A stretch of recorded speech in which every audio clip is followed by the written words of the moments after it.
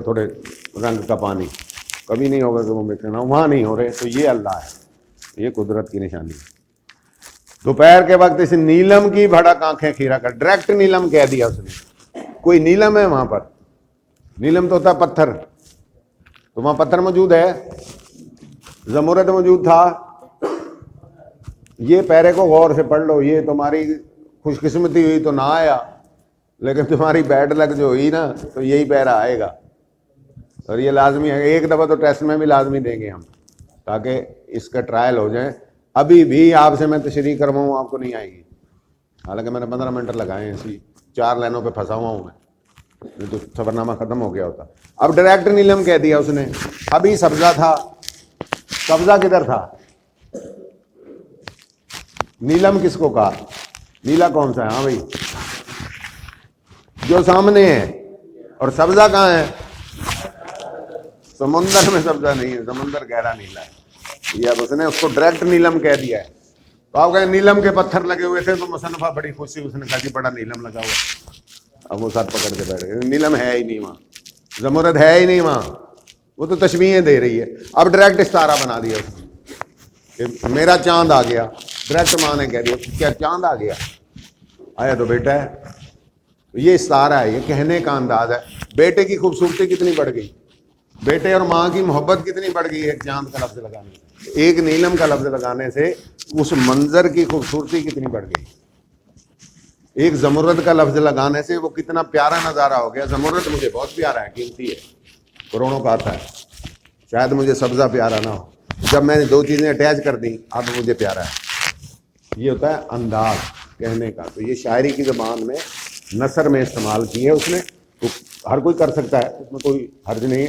بات یہ ہے کہ اسٹوڈنٹ کو یہ لفظ کھولنے آ جائیں، اس کو پتا ہو یہاں یہ ڈائریکٹ جو کہا گیا یہ نہیں ہے، تو یہ براہ راست بیان نہیں ہے، اس وجہ سے اس کو دیکھنا ہے۔ دوپہر کے وقت اس نیلم کی بھڑک آنکھیں خیرہ کر دیتی، آنکھوں کو چندھیا دیتی ہے، جب سورج کی شعائیں پڑتی ہیں اس نیلے گہرے رنگ کے پانی پہ، وہاں سے آنکھوں کی طرف شعائیں آتی ہیں، آنکھیں چندھیا کر یوں کر کے دیکھنا پڑتا ہے اس کو۔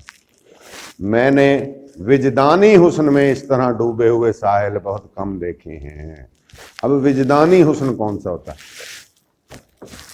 یعنی ایک ہے میری عقل، ایک ہے میرا وجدان، کہ مجھے خود بخود خیال آئے گا کسی ایسی چیز کا جس کے بارے میں پہلے سے نہیں جانتا، اور وہ خیال درست ہوگا۔ یہ کہتے ہیں جی وجدانی طاقت رکھتا ہے جی یہ آدمی بڑی، اس کو خود ہی پتہ لگ جاتا ہے جی وہ یہ ہوگا، یہ یوں ہوگا۔ یہ وجدان ہے جس کی کوئی عقل کی دلیل نہ ہو، عقل سے سوچ کر نہ بنایا گیا ہو۔ تو یہ ساحل بھی قدرت نے بنایا ہے، کسی آدمی نے نہیں بنایا، قدرت نے وہاں وجدانی حسن میں ایسا ڈوبا ہوا ہے، اتنا خوبصورت ساحل ہے۔ اصل میں یہ خود ڈوبی ہوئی ہے، ساحل نہیں ڈوبا ہوا، وہ ایک ساحل ہے بس۔ یہ بیان کرنے والے کا انداز ہے جو اس کو ہائی کلاس پہ لے گیا، اتنی تشبیہیں ڈال دی اس نے، تھا تو ایک ساحل ہی۔ آپ اور میں جائیں تو وہاں ہو سکتا ہے ہمیں کچھ بھی نہ نظر آئے، ہمیں محسوس ہی نہ ہو، تو اس کا مطلب ہے فرق کیمرہ مین میں ہے، جو اس کو دیکھ رہا ہے، باتیں نہیں کرو، جو اس کو دیکھ رہا ہے اس میں فرق ہے، جو ہمیں دکھا رہا ہے اس کی آنکھ میں فرق ہے۔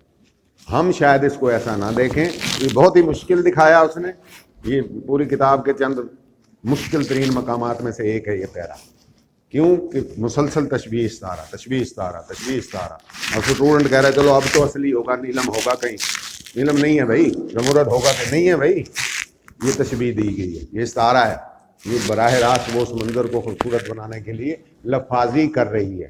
تو یہ خوبصورت اسی کی وجہ سے تو یہ کورس میں شامل ہے، ایسا کوئی اور پڑھا ہی آپ نے نثر؟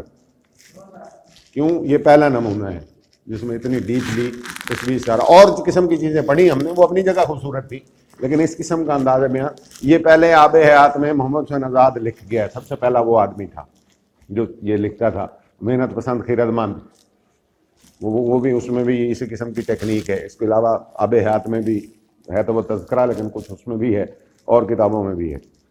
بس یہاں تک ہے، یہ ڈوبے ہوئے ساحل بہت کم دیکھیں، یہ لازمی ہے، اس کو نشان بھی لگا لو، ڈھلتے سورج اور بہت کم دیکھیں، تاکہ یہ یاد رہے تمہیں کہ ایک خاص نشان لگوایا تھا۔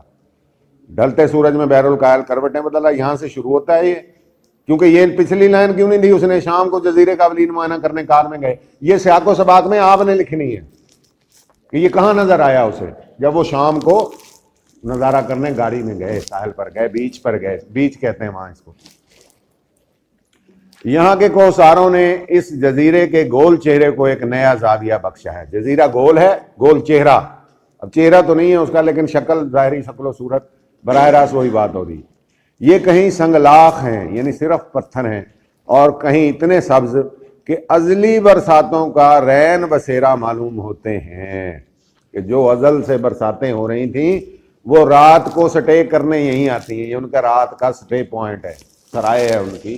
यानी इतनी ज़्यादा बारिशें हैं, बारानी इलाका है वो, कि वहाँ जंगल एक बहुत ज़्यादा था। बारानी जंगल जो होते हैं वो और होते हैं, और ये जो लगाए गए प्लांटेड जंगल होते हैं ये और होते हैं। बारानी में गुजरने की जगह बमुश्किल होती है, क्योंकि ज़्यादा जहाँ जिस इलाकों में बारिशें हों वहाँ पौधे पे पौधा चढ़ा होता है, यूँ समझ लें आप, और वो एक दूसरे को खा रहे होते हैं ज़ाहिर जगह की कमी के बायस।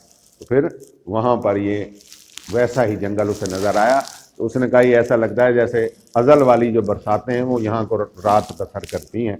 ये बड़ा अच्छा सटे है, घुप है ना वो जंगल, तो अब आराम से वहाँ जाकर स्टे हो सकता है।